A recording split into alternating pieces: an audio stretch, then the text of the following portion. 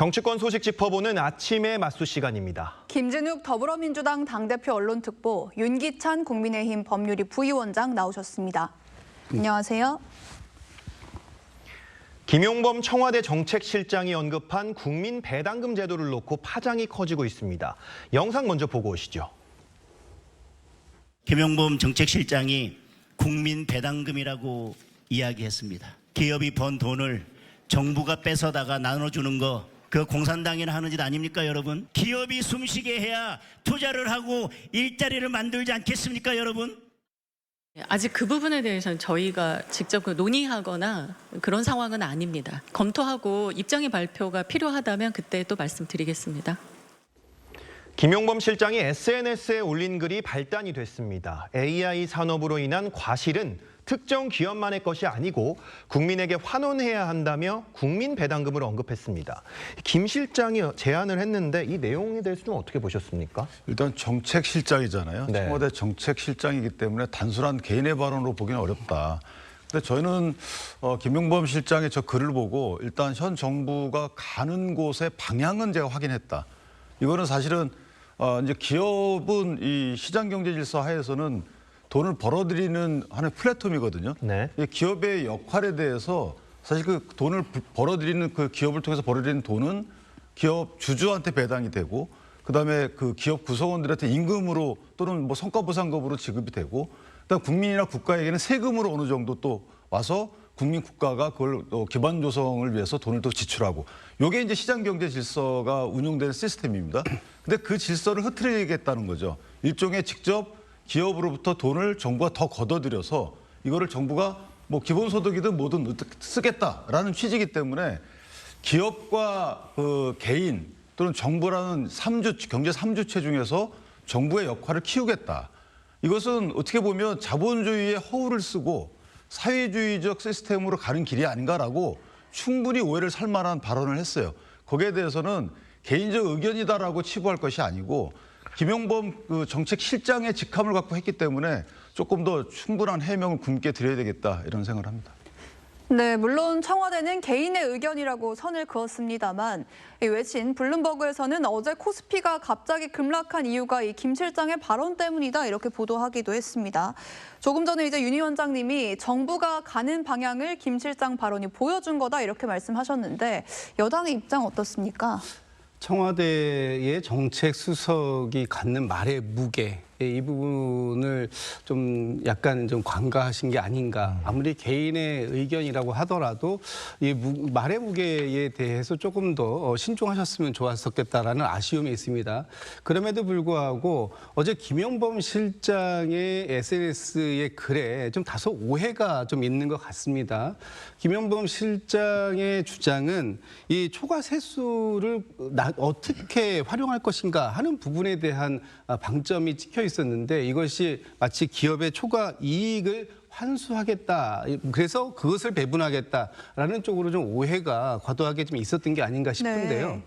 어쨌든 지금 이 AI 산업이 전반적으로 발달되는 상황 속에서 사실 지금 그 우리 국민들이 앞으로 이렇게 사회적 양극화라든지 이런 부분들을 어떤 방식으로 완화시킬 수 있는가 하는 부분에 대한 사회적 합의 그리고 그 부분에 대한 논의가 필요한 부분은 분명히 있는 것입니다. 그렇기 때문에 어제 김용범 실장의 개인의 의견이 이것이 마치 기업의 이윤을 또 그 기업의 경영권을 침해하는 쪽으로 가려고 하는 거 아니냐라는 그런 그 불필요한 오해를 낳기는 했습니다만 앞으로 우리 사회가 사회적 합의를 통해서 이 사회의 양극화 부분 특히 이 기술의 발전에 대한 인간의 역할을 어느 정도까지 규정할 수 있을 것인가 하는 부분에 대한 네. 논의의 어떤 화두를 던지려고 했던 의미 이런 부분들은 좀 앞으로도 논의가 좀 필요한 부분이지 않을까라는 생각입니다.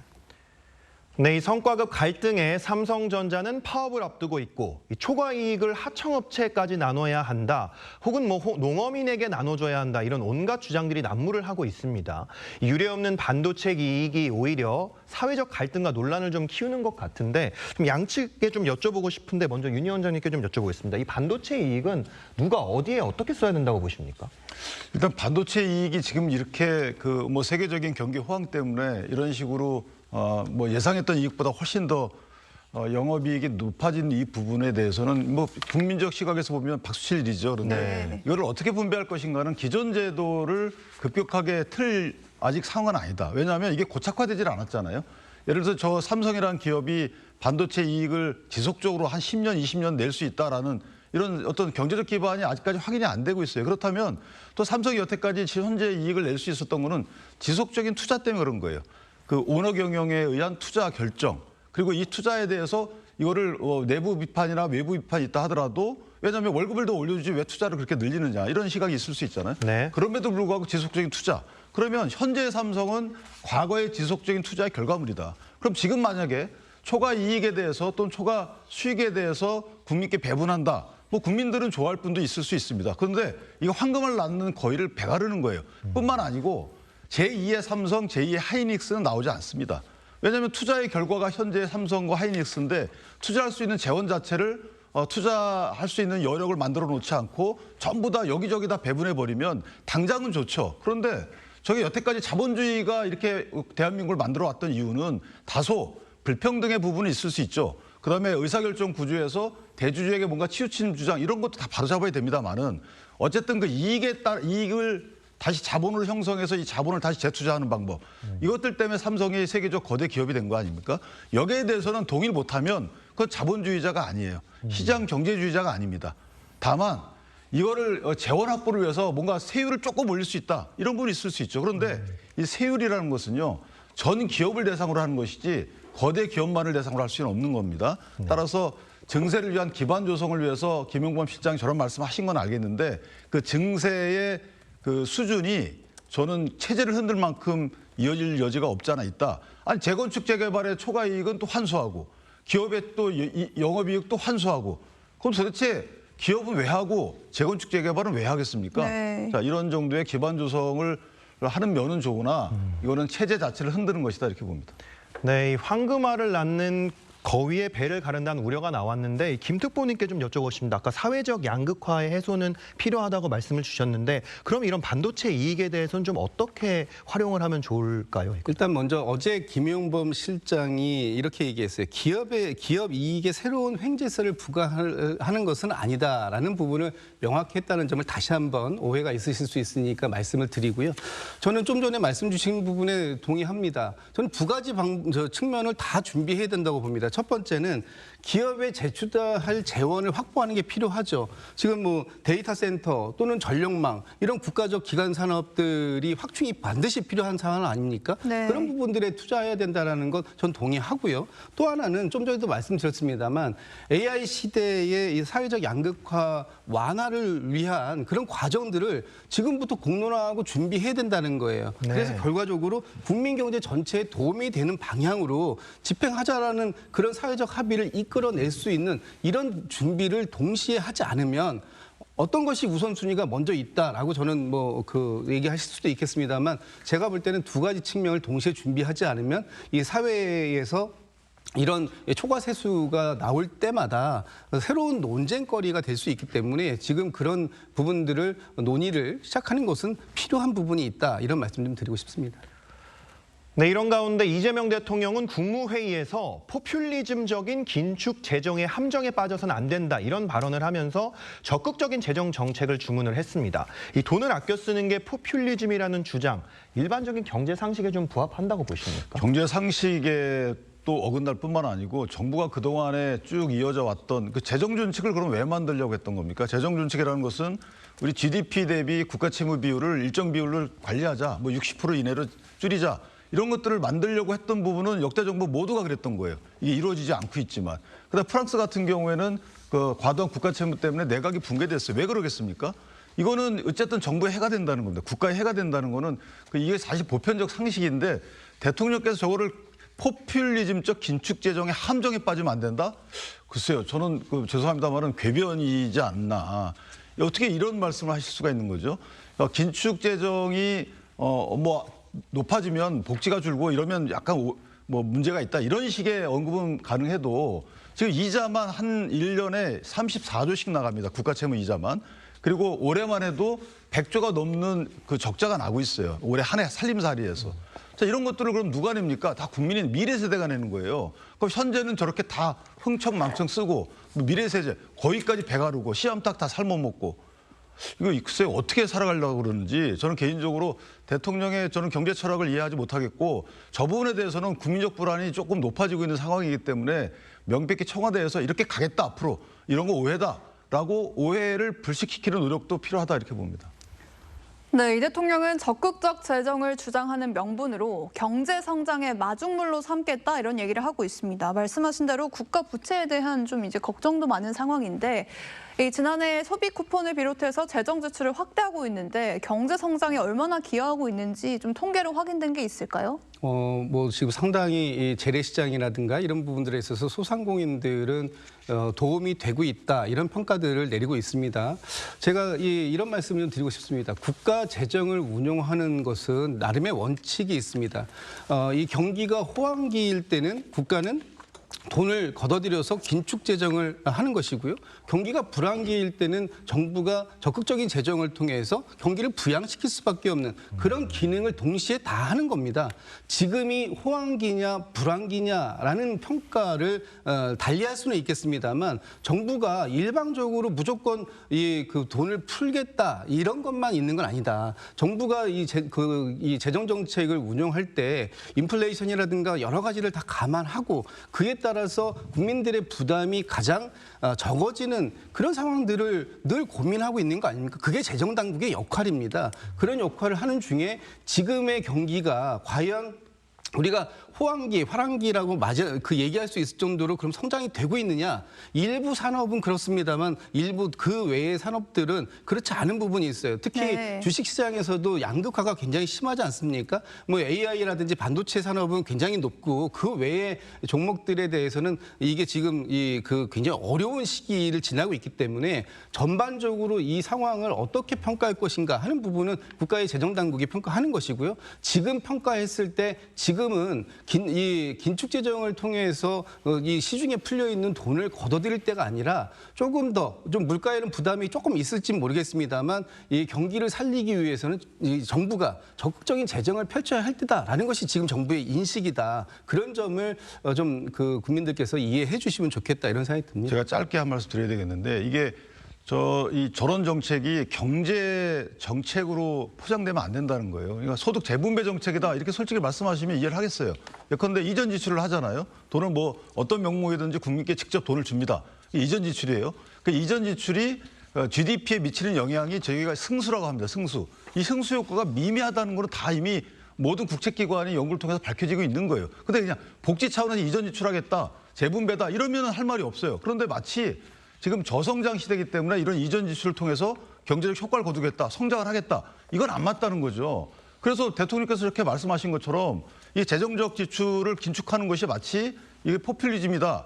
이런 얘기가 나오는 이유가 그런 거예요. 그래서 솔직하게 모든 경제학자들이 인정하는 바와 같이 이게 그냥 소득 재분배다 이렇게 말씀을 하세요. 이걸 마치 경제적 정책인이랑 포장해가지고 포퓰리즘적 이런 경제정책 하지 마시고 그게 국민이 헷갈리는 거 아니겠습니까? 이 헷갈림이 뭐 4년 동안 이상 가겠습니까? 그러니까 저는 솔직한 본인 재정 지출에 대한 목적을 국민께 고지하는 것이 최소한의 예의다 이렇게 봅니다. 네. 네, 다음 소식 짚어보겠습니다. 부산 북갑 유세 현장에서 불거졌던 이른바 오빠 논란과 관련해 하정우 후보가 이 정청래 대표가 문제에 호칭을 시켰다는 취지로 해명한 영상이 확산이 되고 있습니다. 관련 영상 보고 오시죠. 갑자기 정 대표가 옆에 오빠를 시키는 거예요. 저도 방송시는 거 그러니까 오빠라고 따라하길래 오빠? 이랬다가 그게 이렇게 된 거예요. 괜히 내려와가지고. 그냥 오지 마라고 그냥. 알겠습니다. 이 하정우 후보가 오빠 논란과 관련해서 정청래 대표가 시켜서 했다는 어떤 정 대표의 탓을 하는 모양새를 보였는데 이 부분에 대해서 좀 어떻게 들으셨습니까? 글쎄 뭐 저 발언을 하게 된 전이 상황에 대해서 좀 감안해야 되겠지만 네. 그렇다 하더라도 발언만 놓고 보면 국민의 위임을 받아서 그 뜻을 펼치는 그 대위기관을 지금 지원하신 분이잖아요. 근데 국민이 시키는 일을 해야 되는데 당대표가 시키는 일을 했는데 그것이 국민의 정서에 반하는 거였다. 뭔가 문제가 있는 거죠. 내가 하려고 하는 역할의 본질에 대해서 깊은 고민이 좀 필요하지 않을까. 다시 말씀드리면 하 후보께서는 죄송하지만 약간 준비가 덜 된 게 아닐까. 내가 왜 이 자리에 나왔는지 시켜서 나온 게 아니라면 왜 나왔는지에 대한 소명의식부터 발언이나 행동에 이걸 다 표출해야 되지 않을까. 저는 그게 급선무라고 생각을 합니다. 네, 하 후보는 정청래 대표가 괜히 내려온 것 같다 이런 시민의 발언에도 맞장구를 치는 모습을 보였습니다.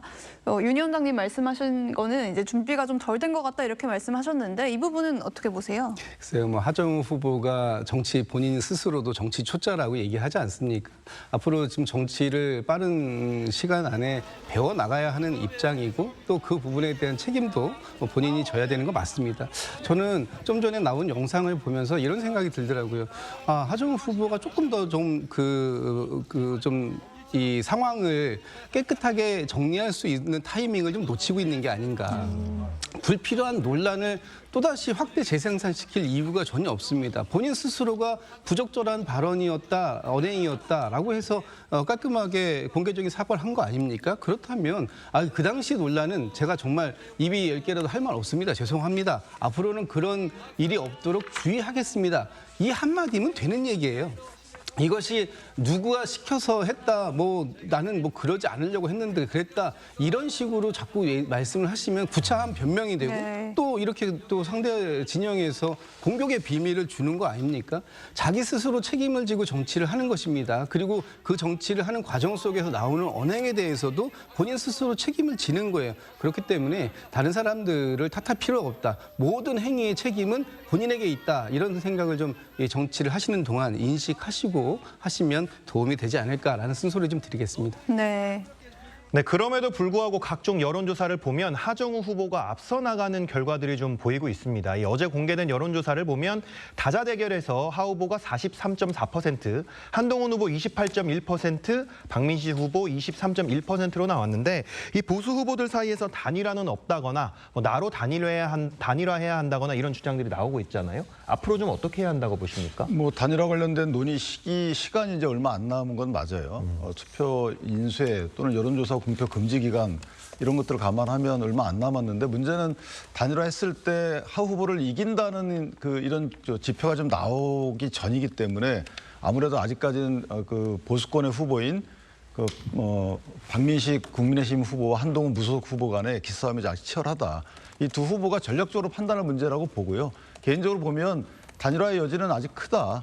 단일화해야지만 어쨌든 승리의 발판이 마련되는 거기 때문에 다만 이제 어느 쪽으로의 단일화이냐에 관련된 기사 싸움은 당분간 계속될 것 같다 이렇게 생각합니다. 네, 부산 북갑에서는 TV 토론을 두고 신경전도 이어지고 있습니다. 하정우 후보는 선관위 주관 법정 토론에만 응하겠다는 입장인데 박민식, 한동훈 후보는 TV 토론을 회피하지 말라고 협공하고 있거든요. 이게 보니까 뭐 서울시장과 경기지사 선거에서도 민주당 후보들이 좀 토론 안 하려고 하는 이런 모습들이 나오고 있는데 이거 왜 이렇다고 보십니까? 저는 뭐 피하는 거라고 생각하지 않고요. 지금 특히 국민의힘의 후보로 출마하신 분들은 여러 차례 출마하셔서 시민들과의 접점을 가지신 분들이고 저희 민주당에서 출마하시는 분들은 상대적으로 그렇지 못한 부분이 있기 때문에 특히 하정우 후보 같은 경우에는 이제 부산에 내려간 지 이제 한 2주 정도밖에 안 되지 않았습니까? 네. 그렇기 때문에 시민들과의 접점을 넓히는 그런 부분들이 필요하다라는 것이고요. 선관위에서 법적으로 하게 되어 있는 TV 토론 외에도 얼마든지 다양한 방식으로 서로의 의사를 전달할 수 있는 방법들이 있지 않습니까? 네. 예를 들면은 한동훈 후보가 SNS에다가 글을 쓰면 하정우 후보가 거기다 답을 하잖아요.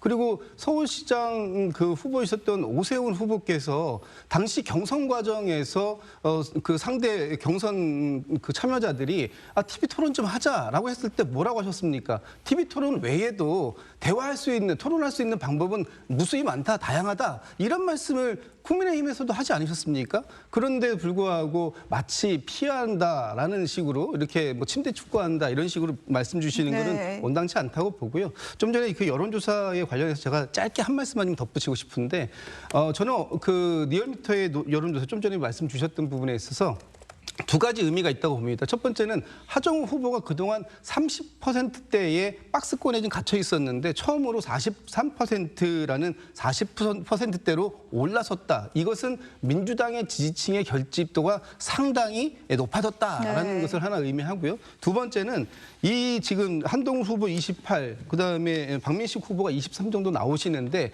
이 두 분이 단일화를 했을 때 1+1이 2가 아니라 오히려 0.2, 0.3밖에 안 된다는 결과를 나오더라고요. 왜냐? 단일화했을 때 상대 진영으로 그 상대 쪽으로 이동하는 그 표보다 이탈하는 표가 훨씬 많다라는 부분들이 나오기 때문에 이 단일화가 실질적인 효과를 낼 수 있겠느냐? 그래서 단일화의 어려움은 더 커져가고 있다. 이렇게 좀 분석하는 것도 말씀 좀 드리고 싶습니다. 네, 북갑 여론 조금 더 살펴보도록 하고요. 이 부산시장 선거에서는 이 전재수 후보와 박형준 후보가 처음으로 TV 토론에서 맞붙었습니다. 민감한 현안에 대해서 날선 공방을 벌였는데 직접 보고 오시죠. 까르띠에 시계가 하늘에서 떨어졌습니까? 어떻게 전재수 후보의 가장 친한 친구가 까르띠에 시계를 수리를 맡기는. LCT 팔겠다라고 시민들께 약속을 하셨지 않습니까? 근데 아직도 안 팔고 있잖아요. 가장 쉽게 지킬 수 있는 약속조차도 지키지 않으시면서 그것은 거짓말 아닙니까?